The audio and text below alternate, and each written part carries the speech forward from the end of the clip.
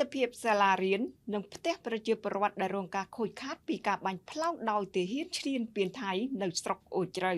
5ទីតាំងសំខាន់នៅភ្នំពេញដែលបងប្អូនអាចចូលរួមបរិច្ចាគជូនដល់វីរៈកងទ័ពនិងជនភៀសសឹកនៅពេលនេះនាងខ្ញុំសូមជូនព័ត៌មានពិស្ដាក្នុងពេលនៃការឈ្លានពានរបស់យោធាថៃមកលើអធិបតេយ្យនិងបូរណភាពដែនដីកម្ពុជាយោធាថៃបានយកទីតាំងស៊ីវិលជាគោលដៅក្នុងការវាយប្រហារនៅរសៀលថ្ងៃទី16ខែធ្នូឆ្នាំ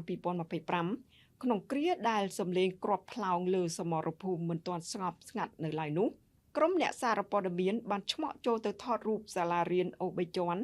និងផ្ទះប្រជាពលរដ្ឋជាច្រើនខ្នងនៅទីប្រជុំជនឃុំអូបីជាន់ស្រុកអូជ្រៅខេត្តបន្ទាយមានជ័យដែលរងការខូចខាតជាទម្ងន់ដោយគ្រាប់កាំភ្លើងធំដែលបានផ្លោងដោយទាហានឈ្លានពានថៃ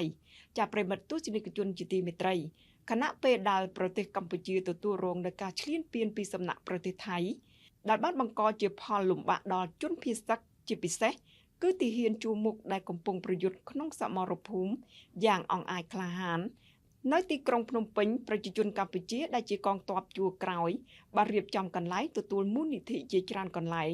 ដើម្បីប្រមូលគាកោស្បៀងអាហារនិងសម្ភារៈប្រើប្រាស់ចាំបាច់ផ្សេងដើម្បីនាំយកជូនដល់ទាហានជួរមុខនិងជនភៀសសឹកតែនេះគឺជាទីតាំងសំខាន់ចំនួន5ដែលបងប្អូនអាចចូលរួមបរិច្ចាគនិងជូនជាអំណោយដល់ទាហានជួរមុខ